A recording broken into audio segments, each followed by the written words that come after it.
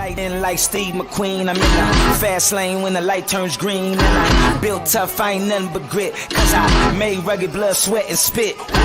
Yeah, like a horse I fly, better push yourself in for a bumpy ride. I like to play hard, but I work harder, and I weather the storm cause I'm built stronger. What is up, ladies and gentlemen? We are back. We are live. It is the Freight Coach Morning Show, the top morning show in transportation, coming to you guys every single weekday, 8:30 a.m. Pacific, 10:30 Central, to break down some industry headlines and, most importantly, provide some actual insight into what you can do with all of this information. If this is your first time tuning in, welcome. This is the real side of freight, ladies and gentlemen.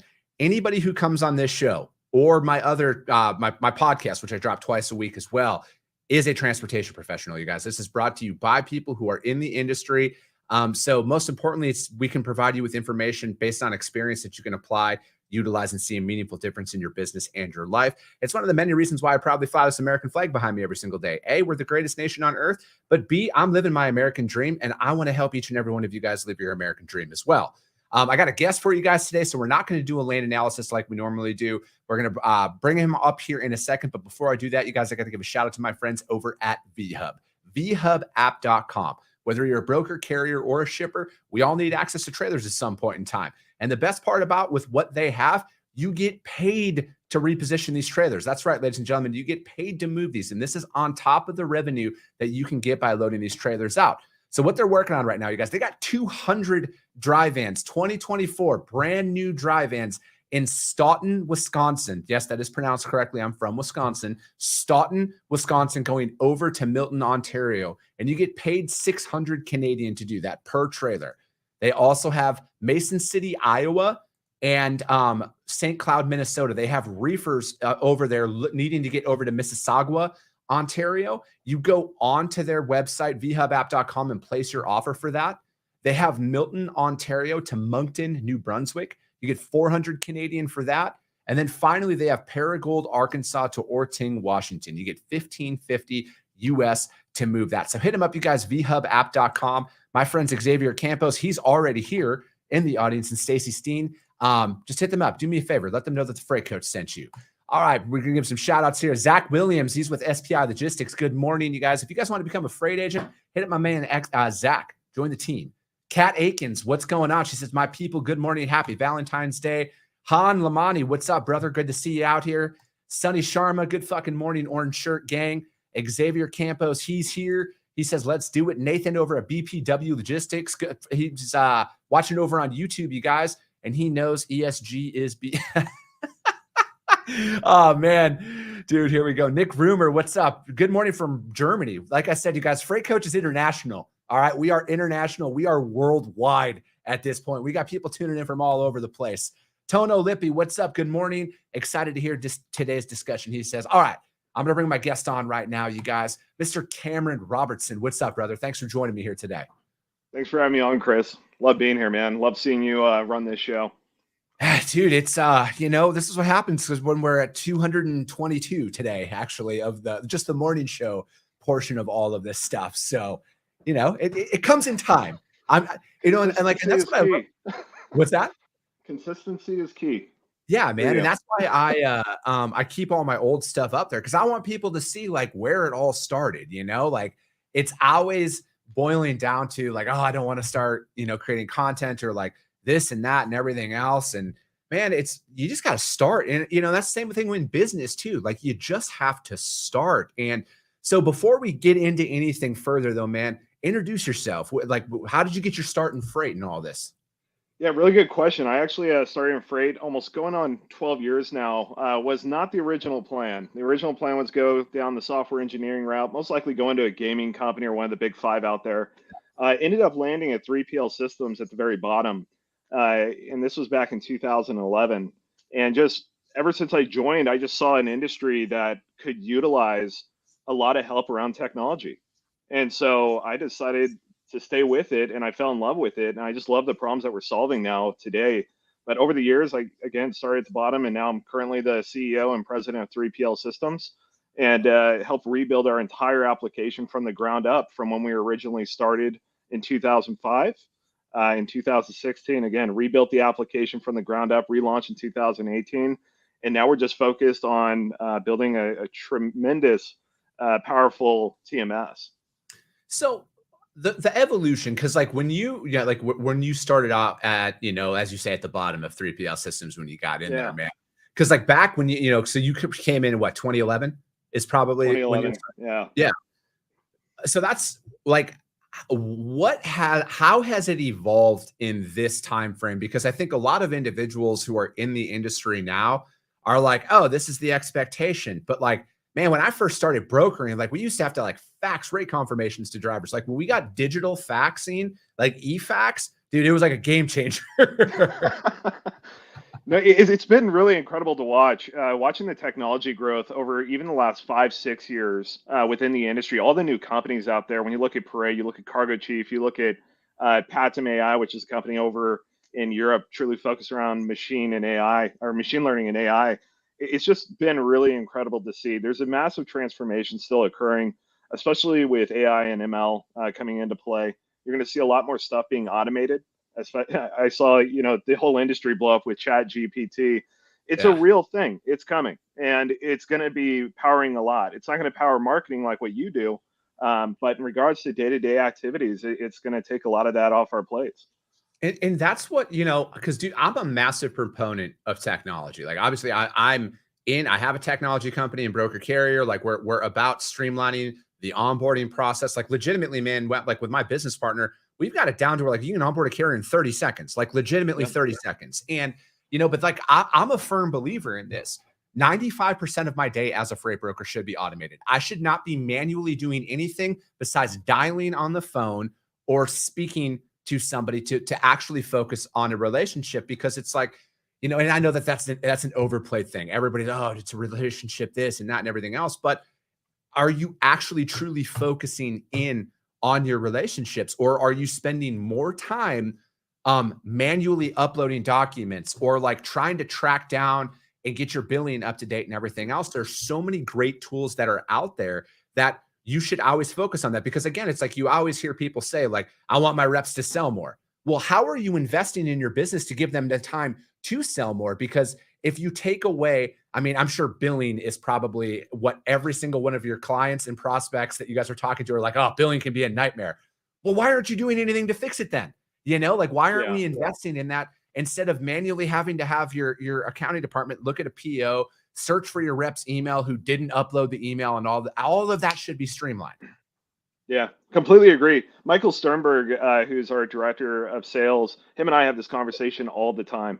A lot of people are fearful of spending money on technology, when in reality, even if it costs $1,000 a month, you could be automating one full-time FTE on your team so they can focus on other ROI generating tasks. So, spending that money up front might be a risk to you, but it's definitely worth it if you're investing in the right technologies, you're doing the right research.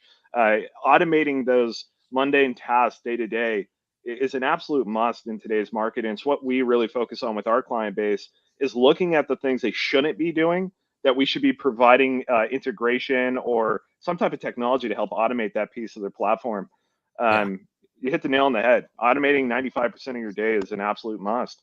Aaron's a huge fan. This is the thing. Like you let your users do your marketing for you. And here's Aaron out here saying, we love 3PL systems at RevCon Logistics. Cody Miller says, good fucking morning, freight enthusiasts. Happy Valentine's. There's so much love in the audience with the Valentine's Day chat. I feel like 80 of them. I'm going to be honest. I was not expecting that much today, but I'm right there with you, man, because it's like, if you look at it, $1,000 a month is it's a pure investment. And then frankly, when it boils down to it, that's like 4 shipments. Like you need to book 4 shipments in a month to pay for this, but you can triple your output by investing in this. Because I again, as somebody who's bootstrapped literally everything that I'm building here, I understand the importance of allocating financials to certain things, but I have also understood the I believe it's is it Notorious B.I.G. who says scared money won't make money, or so there's something out there, but it's true though. Like you need to look at it as a pure play investment, because if you are the sales rep, like this is where I'm at right now in my brokerage. I am the sales rep. I am out there prospecting. I am out there doing a lot of stuff right now. If I win a shipment and I have to spend more than 5 minutes, I'll just put that up there liberally, so say 5 minutes more. How much is that costing me in future lost productivity? That's the way that I look at things, because it's going to increase my output at that point, because I am prospecting, I am selling, I am growing those relationships, I am doing all of that. Fortunately, I have a business partner who's heavily involved in the operational side of things and all of that as well. But still, if we didn't have a system in place, if we didn't have technology in place, where would we be? And it's like, I think as I'm kind of navigating through this whole entrepreneurship thing, because unfortunately there's not a playbook you can buy for this where it's like, hey, follow these 10 steps. But I think those are some of the things that you need to look at from a cost perspective. Again, reinvesting in your business in the short term, like I look at it like this. I would rather fully invest 5 straight years into building and streamlining everything to turn it into a machine that, because again, I like when it comes to like the flashy social media lifestyle of shit, I'm not really concerned about that. Fortunately, I don't have expensive taste. I'm from northern Wisconsin. Like, give me a nice diesel truck and I'll be cool. But I think for the most part, though, I look at it as how can I invest in it to free up my time? Because as again, somebody who's building all of this up, my time is the only resource that I have. So I need to look at it as how am I buying back my time to free me up so I can focus more on growth in my business. Yeah, absolutely. I mean, the goal is to scale without bringing on more FTEs. Yeah. And you can do that by, truly looking into the technology providers that are available in our market and deploying those technologies directly into your business to help automate a lot of that stuff. I mean, you look at Cargo Chief, you look at Parade AI, you look at Patum, you look at all these Sonar, all these different tools that can help you run your brokerage a lot more efficiently and effectively, that are worth the money. They're worth deploying within your business. I know it can be scary up front to spend that money, but they're powerful, powerful tools. Yeah. And I think like it's always going to be scary though. It's Oh, yeah. always going to be scary to invest in your business when you're talking, like just to be frank, like I literally reinvested this last week more than what I made in my entire first year in business. Like I reinvested back in to my company because I got some cool shit happening this year, you guys. You'll see as it progresses, but that costs money. And it is that moment like where I'm like, that's kind of a big price tag, but I'm also like, well, let's roll, like I've been rolling the dice consistently every day now for the past almost 3 years. But it's scary for a second, because then I'm like, all right, having these upgrades, having these additional resources out there, what is that like? What is that going to help me do? How is that going to help me grow and evolve? And I want to talk to you about, because I think that in the technology space, for example, the importance of vetting your providers in the sense of like API connectivity, because I see that term thrown out there a lot. Some people have them, some people don't. But why is having an open-end API and talking to your partners about their integration like partners out there? Like if I'm working with 3PL, I should be talking to you about your integration partners. Are you guys working with this company and this company as well? Yeah, so there's two sides of that. So there's the side of all of our partnerships that we have within the industry. Those are all the other companies when you look at like Triumph or Parade or other companies like that. But separate from that, I think is just as important that you go for a technology provider that allows you to integrate with your customers seamlessly and easily. So having open APIs that are available to you as a brokerage or whatever type of company you're a part of, to be able to integrate into your clients' WMSs, ERPs, CRMs, whatever they may be, is extremely important and extremely effective in client retention. So after you're fully integrated, say into a WMS environment of your shipper, once it's integrated, it's hard for them to leave you, and it just helps build that relationship because it's typically seamless if built correctly. You're reducing the amount of work from their side in order to move freight through your company. And so both those are extremely important. The type of partners that your TMS provider has, and making sure that they can integrate with any of your client systems. Avoid EDI at all costs, even though it's not going anywhere anytime soon. try to stick with APIs because they're more, Yeah. they're definitely more scalable. But yeah, API solutions are extremely important in today's market. Yeah.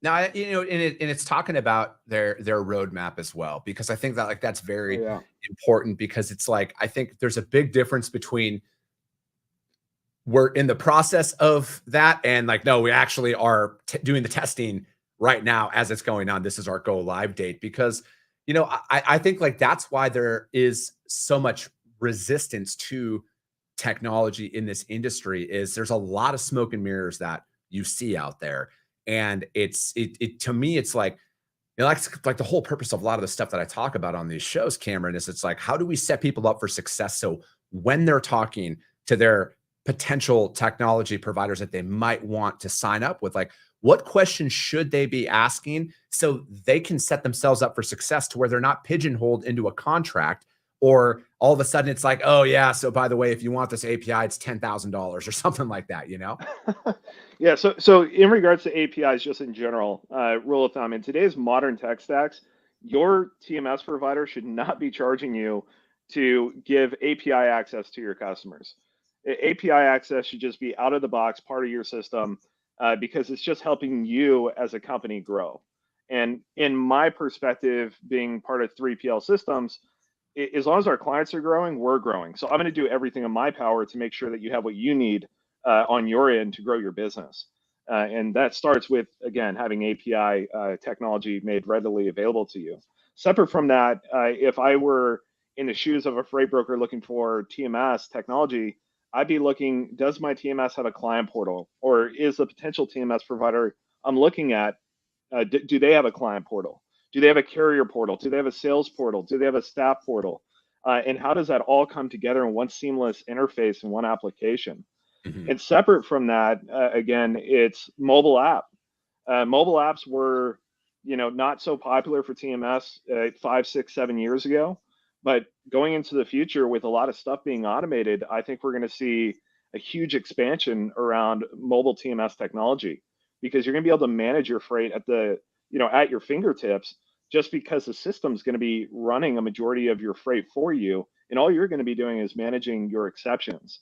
And so all of those things, I think, are all items you need to be looking at when you're looking at technology today. And Yeah. like you said earlier, Chris, it's the partner network as well. So no one TMS can build all the different technologies out there. They have to choose partners that they work with to solve difficult problems within the industry as well.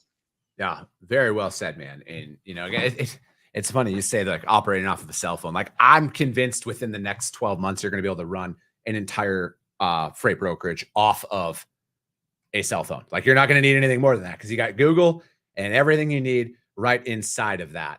And yeah, man, it's so let's get to a article, like, because I think that we can take the the rest of the time on this, because this one's actually from fleetowner.com, and it's make yourself easy to do business with. And as always, you guys, I put the links to the articles over on the Freight Coach YouTube channel, as well as the Coffee with the Freight Coach audio only replay, which is on iTunes and Spotify almost immediately after the show. And as always, you guys, if you guys go over to those other platforms, do me a favor, subscribe and share, rank it. That's what helps us grow, you guys. That's how we are the top show in the industry, but that's how we're going to continue to reach more and more people through each and every one of you.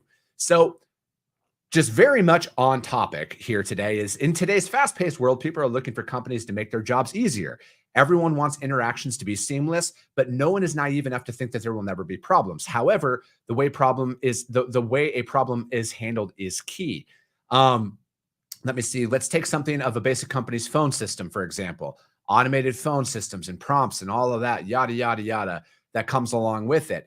And I think because communication's everything. So, like, how are you guys, from your perspective, how are you guys making that component more effective from like an internal communication standpoint? Because I think internal communication is just as important as external communication if you're operating a successful freight brokerage. Yeah, I completely agree. So internally at our company, there are no roadblocks, meaning there's no bureaucracy keeping customer support, reaching out directly to engineers.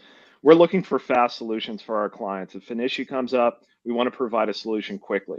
And Yeah. in order to do that, a lot of the time when you're dealing with software, your technical support team needs to be able to communicate with the engineers. because the engineers are the ones writing the code. They're the ones building the application. And your frontline support sometimes needs their help in order to get you a solution quickly. So that's just one of the things we're doing. But separate from that, a huge thing that we implemented years back was virtual user group meetings, where we give our clients a voice to all come together as one and speak up on these calls about what are we doing right, what are we doing wrong, what can we do better, and how are we going to implement that into the future. And so that's just one of the other things that we do. And I completely agree with that article around the automated prompts when you're calling in on a support line. For example, ours is only one step. You have to pick your department and you get a live person instantly here in the States. And so we're big proponents of that. We're big proponents of customer support and making sure that we're constantly improving. And one thing I will say for a lot of companies out there, if you do not have a case management tool in place to help manage your customer relationships and your customer support tickets, I would highly recommend deploying one to keep track of everything. Yeah, and because like I think that just talking on the phone system, for example, like I'm a massive proponent, Cameron, of like everybody who does business with me has my personal cell phone. Like they need direct line of communication with me, because it's like I know I've worked for a very large company before, and I know the frustration in somebody's voice by the time they get to me on how many times that they've been kind of passed around. And that's a thing. Like, and again, back to the relationships portion of this and utilizing technology to your advantage. Like, frankly, your customer should never be reaching out to you for anything other than, hey, here's a load for you, here's a quote, something like that. Like, if there's anything, because it talks about building up the frustration, like they should never have to like jump through multiple hoops, because like, frankly, if you're a quality freight broker, you've already communicated the issue with your customer, and they should never have to reach out to you from that regard. But again, I think about like having internal communication from like a load board perspective, like building up, keeping updated load logs inside of your TMS. So in the event you're not at your desk and a customer calls in and they're looking for an update for whatever reason, use your TMS for what it's designed for. Like, that's the brainchild of the freight brokerage. Like, any person on my team will be able to pull up any load at any given time and know exactly where that truck's located, know exactly what the last update is and what is going on in there. Because again, communication's everything. Like that's literally the only, as a broker, that's the only value I can really bring somebody. Like, we're all fighting for the same shippers. We're all fighting for the same trucks. You can't convince me any differently. I know someone's going to say, oh, but our technology, your technology doesn't mean shit if you can't communicate and have trucks show up. All right. Harsh reality for a lot of you guys out there. So for me, it's keeping a lot of that, keeping your internal communication up to par and making it like exceptional. Like, there should never be any doubts on what's going on. That's personally my biggest pet peeve, is if I'm pulling up a shipment and the load hasn't been updated or a load log hasn't been updated. I think this goes right back to the conversation earlier around partnerships and all of the different communication methods that can occur, making sure those are well integrated into your interface, so that, say you're going on vacation tomorrow, Chris, and that same client needs an update on that load tomorrow. Anyone on your team better be able to go into your TMS and see exactly where it left off so they can provide those updates, whether that be through a company like MacroPoint, FourKites, P44, or anything like that. All of that communication should show up inside of your TMS. So it's all in a single location without your team having to go out to different websites to try to hunt down the information they're looking for. Like you said, I mean, you really hit the nail on the head there. Everything needs to be right there in front of you in one clean place. Yeah. Pro tip, if you are going to be out of the office, notify every single one of your customers proactively that you will be out. Have an identified backup in place, have them have their email, their cell phone number, and everything that's in there. Again, you would think that that's common knowledge, but it's not. That's the quickest way for a broker like me to take your business from you, is because if you're not out there setting your customer up for success, whether you're in the office or not, somebody will. Okay. And as you know, Cameron, just as well as a lot of people who watch this show, customers are not replaceable, right? Like, it takes a lot of effort to onboard somebody. And why are you going to let them walk out the door because you overlooked something? Like, it's something as small as, hey, I'm out of the office. Again, you would think that would be common knowledge, but it's not. And again, that's the whole point of this show, you guys. So there's a pro tip right there for you. That'll help keep your customers satisfied, because that's what it's all about, man. Keep that customer satisfaction to a high. That article, you guys, was from fleetowner.com, and it's make yourself easy to do business with. And that's probably the only article we're going to get to. We only got a couple of minutes left on the show, but what do you think what can people expect from either your company or the industry as a whole from a technology standpoint in 2023? What is, from your perspective, the most pressing, I don't want to call it a threat, but like the most pressing thing that organizations should be looking at? Right now, I'm going to just say it. It is a hot topic. It has been a hot topic. Yeah. AI and machine learning being deployed inside TMS providers, as well as other facets of our industry, is going to be a huge play. And I do feel that any company that's not starting to look at those technologies in 3 to 5 years from now, you're going to be so far behind in regards to where the technology industry as a whole is moving, that you're not going to be able to keep up. So looking at tools like ChatGPT, it's not a fad. It's not one of those things like people were saying when the internet came out, they called it a fad. It actually took over the world, basically. And same with AI and ML. It's not a fad. It's only getting better. And we're just seeing the forefront of it right now taking off. And previously, 3, 4, 5 years ago, when I would go to a lot of these conventions, people were dropping those terms, but it wasn't real AI and ML. What we're seeing now, where we're headed as an industry, especially on the technology side, is true AI, true machine learning, and you're going to see a lot more of that deployed. And even us at 3PL Systems, we're looking at deploying it directly inside of our environment as well. So how, for those out there, because I have this question, how does AI benefit me today? Like what can that do today? Is it going to help me win more freight? Is it going to help me be more operationally efficient? What does that look like? Here's a real world example that I've been working on with one of our clients. So there's a company from Europe that is working on automating routing inside their environment, where a human doesn't have to get involved at all. So it completely automates the entire process of finding a truck, finding coverage for their load that they're trying to move, whether it be a truckload or LTL, and fully automating the routing around moving that shipment without humans getting involved at all. Yeah. And so really where it's going to come into play heavily is going to be around customer support. Customer support is something that can easily be automated over time with the right amount of data that supports your TMS or any company for that matter. Whether people want to believe that or not, it's definitely coming.